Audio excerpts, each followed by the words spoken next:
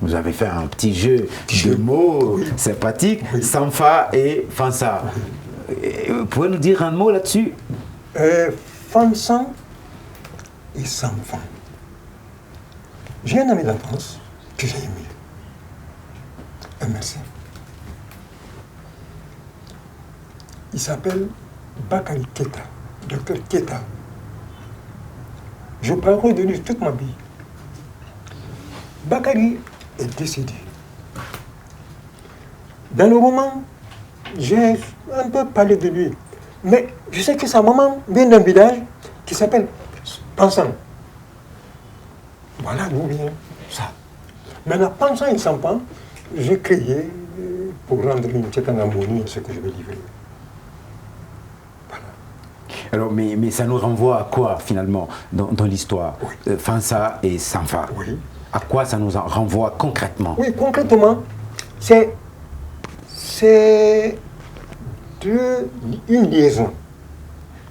C'est une amitié. Une âme à moitié. Vous allez jusqu'à comparer cette amitié-là à des frères siamois. Ah oui, c'est à moi. Oui. Alors, je dis même... tout le monde dans le quartier s'accordait sur la sincérité. Vous parlez beaucoup de ça, sur la sincérité des sentiments qui liaient ces deux. Sanfa et Fansa. Alors, sauf que dans l'histoire, on est face à des complications. Les deux garçons, les parents des deux garçons, complètement différents. C'est-à-dire que c'est un peu contradictoire. D'ailleurs, que vous ayez lié, enfin, que l'histoire relie ces deux garçons, alors que les deux familles d'où ils viennent sont complètement deux mondes différents. Non seulement ils sont différents, mais la position sociologique des deux familles est différente. L'un a son père qui a droit à la parole, qui est l'autorité. L'autre est d'une famille qui a droit à la soumission. Et dans le lien des deux, j'ai voulu tirer une leçon qu'à tout âge, à tout moment, on doit pouvoir s'aimer.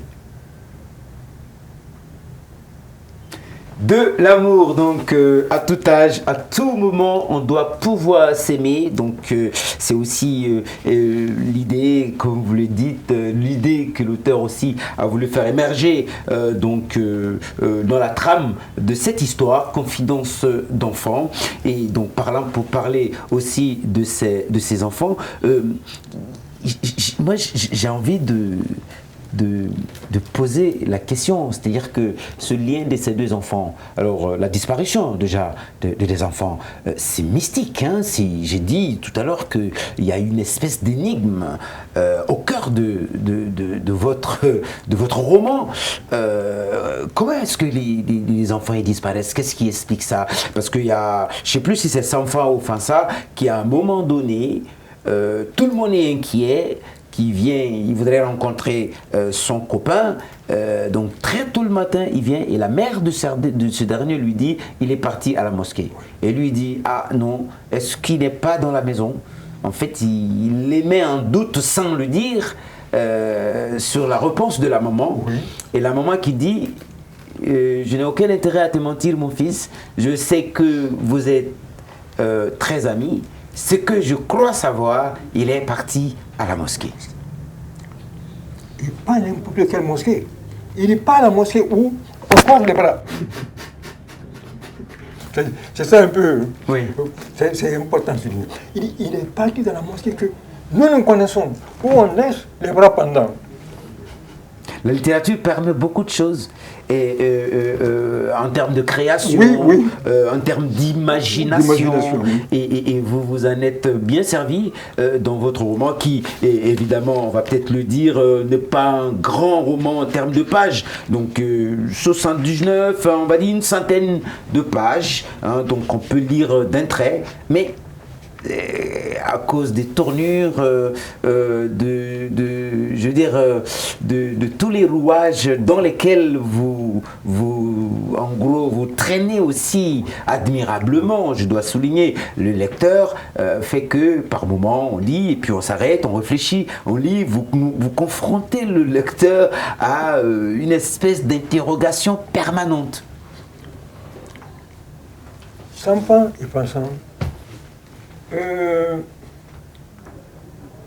lorsque la première fois que l'un d'eux n'a pas été au lieu de rendez-vous habituel chez Hamon pour voir la télévision, ce soir-là, quelqu'un de Nazaré a manqué le rendez-vous. Il n'était pas. Et son ami ne l'a plus revu. À la maison, il a plus lui-même, qui appartenait à la famille de la chefferie. Il arrive, il trouve que chez eux, les portes sont barricadées. Il ne quitte pour voir la télé ailleurs qu'à cause de son ami. C'est son père à tout. Son père a tout. Il vient, son ami n'est pas là. À la maison, il retourne, il trouve que les portes sont barricadées. Il dit non, il dit, est-ce que réellement c'est barricadé? Et qu'ils ne sont pas en train de dire ce qui s'est passé, puisque le père de mon ami a passé à la télé. On l'a vu, avec une barbe comme ça, là, méconnaissable. Il dit, je suis sûr qu'on est en train de mijoter autour de ça. Non, c'est pas tout. Il faut que j'aille à sa rencontre. Et alors, monsieur Kaba, dites-moi, qu'est-ce qui explique cette atmosphère de terreur comme ça qu'on retrouve dans la trame de votre roman? Mais mon roman, peut-être que je n'ai pas trouvé des mots si forts pour le camper. Ah ben si, enfin, Non, on sent, mais vraiment, comme je l'ai dit, une atmosphère de terreur, la peur, je veux dire, la suspicion, on sent ça, et en tout cas dans le texte. L'amitié même des deux était bizarre. Celui qui a la stabilité et celui qui n'a rien. Donc, à la rencontre des deux là, se situe mon livre. Oui, mais c'est pour ça qu'on a envie de comprendre. Pourquoi faire confronter ces deux mondes si contradictoires? Oui, mais pour dire quoi? Pour livrer quoi? Pour dire que tous les hommes sont égaux. Et que les rancœurs là ne contribuent qu'à nous déshumaniser.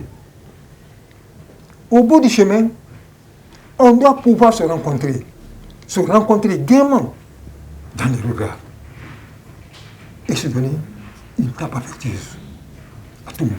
Et vous avez choisi de mettre en avant des enfants. Oui. C'est qui, s'ils sont en principe dans la logique, hein, entre guillemets, les parents qui montrent le chemin aux enfants. Sauf que là, vous avez renversé la situation.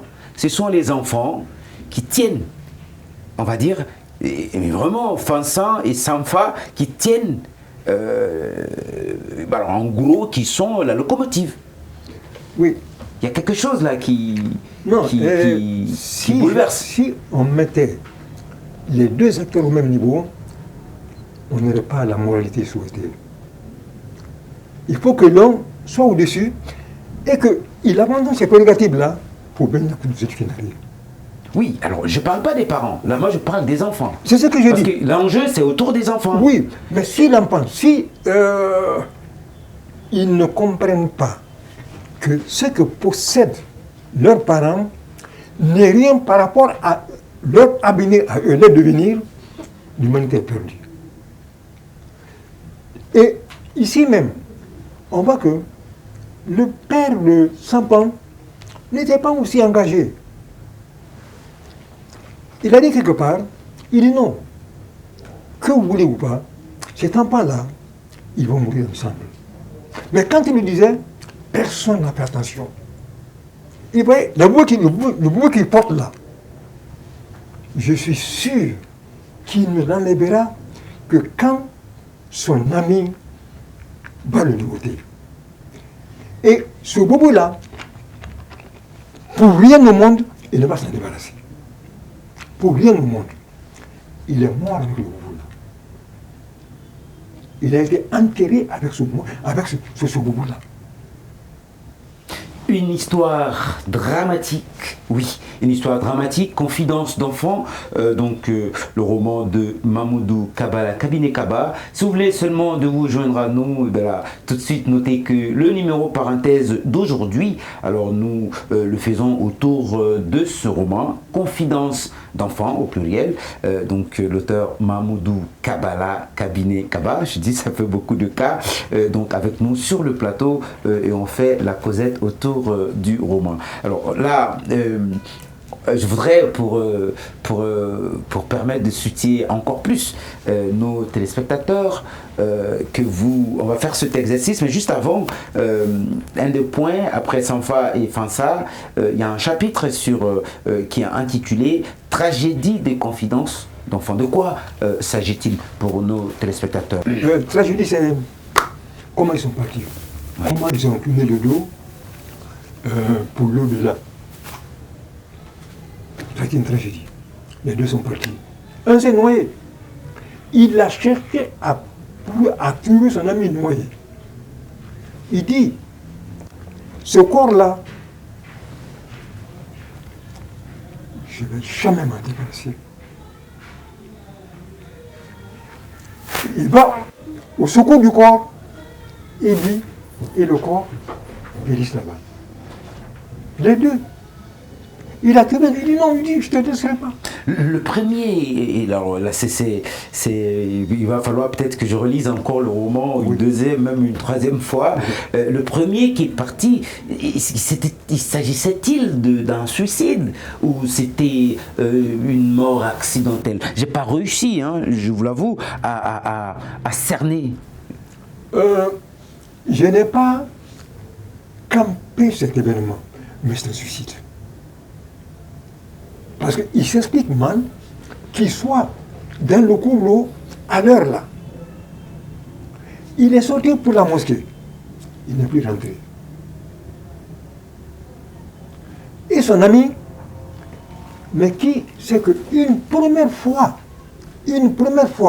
son ami s'est égaré. Il l'a trouvé au bord du cours d'eau. Oui. C'est le Milo, hein, le Milo à Cancan. J'en profite pour faire un petit coucou à l'ensemble de nos téléspectateurs à Cancan, où nous sommes aussi suffisamment, massivement suivis, comme dans toutes les régions du pays et même à l'étranger. Le Milo au cœur aussi de votre histoire. Et puis, comme toujours, ça aussi, on le sait, le Milo a toujours été, pour les gens de Kabbalah, ça se dit comme ça, un refuge où on y va par loisir ou pour aller passer du temps. Pour les enfants, en tout cas, pendant ces moments-là, c'était un endroit où on partait aussi pour faire, pour se distraire, pour passer le temps, pour jouer, en gros. En certains points, il y a des points que personne n'aborde. Oui. C'est là où l'enfant est parti une deuxième fois. C'est là où le corps a été trouvé. C'est un peu en amont du pont. Un point que le colonisateur a utilisé pour faire des briques. Très profond, énigmatique. Quand même les pérégrins viennent, ils disent, laissons la pirogue descendre. Ne causons pas. Tellement c'est énigmatique. On dit, qui dit? Qui dit? Ça veut dire quoi, qui dit? Qui dit, je ne sais pas exactement. Mais on peut dire que qui dit est le coin de la liberté du diable. Pardon? L'arrivée du diable. À ce point-là, Ouais. c'est le diable. C'est le diable. C'est le diable. Le kidding, donc attention au Milo. Le Milo d'ailleurs, ce n'est plus comme avant. Oui, ce n'est plus Maintenant, comme. Mais Kini n'a pas changé. Jusqu'aujourd'hui. Ah oui, alors. Non. Le diable, lui, il est resté. Il est resté. Allez, le Milo avec son diable qui reste toujours, même si le débit du fleuve, enfin le lit du fleuve se rétrécit de plus en plus avec l'ensablement et toutes les autres activités anthrophages qui continuent d'influencer, d'impacter négativement donc sur le cours d'eau. Alors, peut-être juste on s'achemine un peu vers la fin de cet entretien et j'ai envie que vous nous résumiez un peu l'histoire de Confidence d'enfants. Voilà. La confidence d'enfant, comme nous l'avons dit tout au long de cet entretien, est une histoire. On peut penser que c'est imaginaire. Mais les drames, c'est comme ça. Hein. Il y a toujours un fond de vérité dans les drames. Combien d'enfants, c'est la manifestation de deux amis. Deux amis que seule la mort a séparés. Mais deux amis de conditions sociales diamétralement opposées. L'un avait pour père le chef du quartier. L'autre était un boulard. Un marginal. Un marginal. Comme on peut dire. Donc, on comprenait mal même leur situation. Mais les enfants, comme la jeunesse est têtue, l'enfance est têtue, ils ne sont jamais séparés. Et du coin de l'œil, les parents les observaient. Tant bien que mal, moi je dis même, tant bien que mal. Ils n'ont jamais rien fait pour les séparer, comme si c'était le destin. Ce destin qui les a réunis dans la tombe. C'est Destin qui les a réunis dans la tombe, donc Confidence d'enfant, une histoire d'amitié entre deux enfants, comme vous l'avez dit, mais je ne vais peut-être pas l'apprécier de la même manière que vous l'avez fait. Par exemple, Confidence d'enfant, c'est l'histoire, donc ça c'est le lecteur qui dit, c'est l'histoire de deux enfants, l'histoire d'une amitié qui liait deux jeunes qui n'ont finalement pas été séparés, parce qu'ils sont morts, on va dire, ensemble. Donc ils ont fait leur amitié sur la terre ici, et puisqu'ils s'étaient promis de ne pas se séparer, lorsque l'autre est mort, l'autre, en voulant sauver son corps, l'a rejoint. Donc c'est une amitié, on va dire, qui continue aussi même à l'au-delà. Voilà ce que je pourrais dire sur donc, cet entretien, mesdames et messieurs. On vous dit merci de l'avoir suivi de bout en bout, mais ne quittez pas parce que ce n'est pas fini. À présent, nous allons passer à la rubrique marque-page.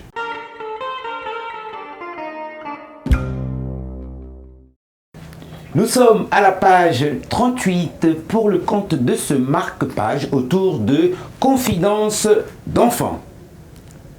Femme, je ne sais plus où se trouve l'espoir de jours meilleurs, de lendemain meilleur.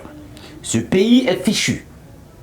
Dans tous les domaines de la vie, il se dessine une nette décrépitude. Ce système est plus enclin à organiser des réunions d'où rien de sérieux ne filtre qu'au lieu de développer l'idée d'autosuffisance alimentaire. De rigueur dans la discipline d'organiser cette population sous la houlette, non pas de ceux qui savent se faire applaudir, mais plutôt responsables et persuadés qu'ici ou à l'au-delà, chacun de nous répondra infailliblement de ses actes. Mais cet homme doit avoir un lopin de terre lui permettant de donner à sa famille de quoi se mettre sous les dents, lui souffla son épouse. Femme, cette fois-ci, tu déraisonnes. Tu parles comme si tu oublies ce que la nature nous a réservé ces derniers temps. Voilà, des saisons successives, nous n'avons absolument rien tiré d'Ankoudouni. Ce séculaire chant de Bandialadou, malgré toute notre bonne volonté. Dans nos conditions actuelles, c'est illusoire que de compter de façon sûre sur la production engendrée par ces traditionnels champs. De ce côté, le préalable le plus important n'est pas de faire venir des multitudes de machines à labourer, mais de savoir les utiliser et surtout de s'assurer de la maîtrise de l'eau. Dankoudouni est l'exemple le plus patent. Voilà plus d'une décennie que nous n'y avons enfui ni une graine, ni une bouture, bien que nous y veillons comme sur la prunelle de nos yeux. Fin des citations, et ça c'était donc la page 38 de Confidence d'enfants. À présent, nous allons passer au deuxième extrait de lecture à la page 40.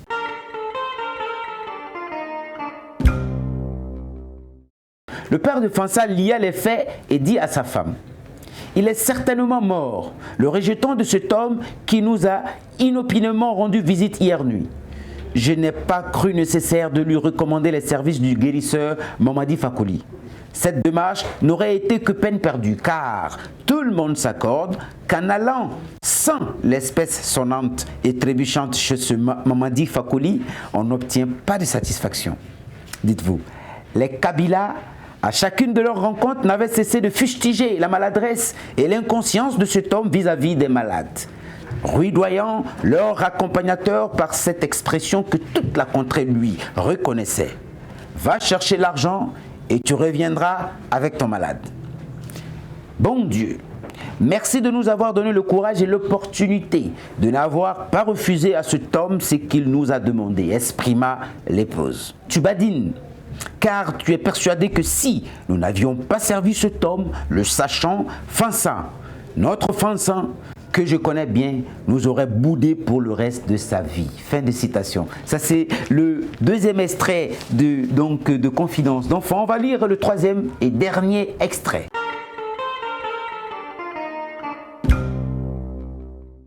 Au fond d'eux-mêmes, ces tenants de l'autorité étaient persuadés que, de leur part, la moindre faille, la moindre peccadille pourrait revêtir des dimensions énormes et asséner un coup fatal à tout leur système.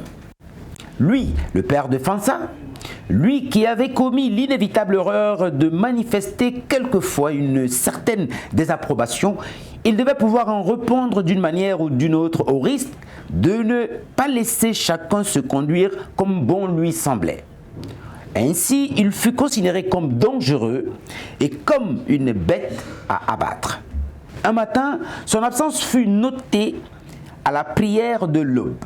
Et depuis, à sa manière et surtout à sa manière, ce morpion de Fansa continua à s'inquérir de nouvelles de son père. Fins observateurs, n'est-ce pas la raison qui avait renforcé les liens d'amitié entre ces deux enfants dont le courage avait fait légende à Trido, dans le sérail du diamant fin? Fin des citations. Mesdames et messieurs, à présent, nous passons à la troisième et dernière rubrique comptant pour ce numéro parenthèse que nous avons voulu consacrer exclusivement à l'ouvrage de Mamadou Kabala Kabiné Kaba, Confidence d'enfants. À présent, nous passons à la question que posent nos téléspectateurs à notre auteur.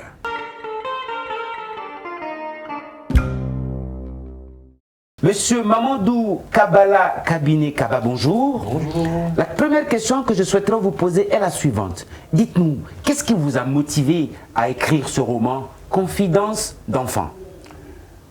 Je n'ai pas voulu tourner le dos à ce monde réel sans fixer cette œuvre. C'est la seule raison. Parce que tous les acteurs qui étaient là-bas, ils sont tous morts, tous décédés. Je me suis dit, bon, mais il ne faut pas aller comme eux. Et voilà comment est né.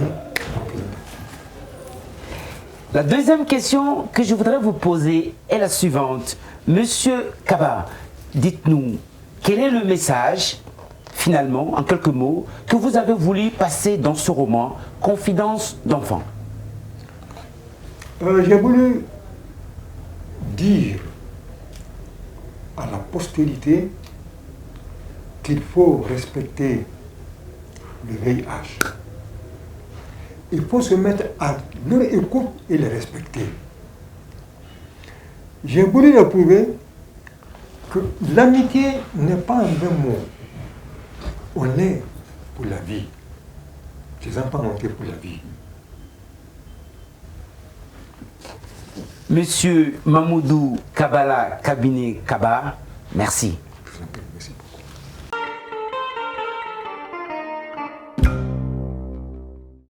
Mesdames et messieurs, merci de nous avoir suivis de bout en bout autour de ce numéro qui a été consacré pour vous au roman Confidence d'enfant de Mamoudou Kabala Kabiné Kaba, donc qu'on a eu le plaisir de recevoir pour vous. Monsieur Kaba, encore une fois, merci d'être venu sur notre plateau, ça a été un énorme plaisir.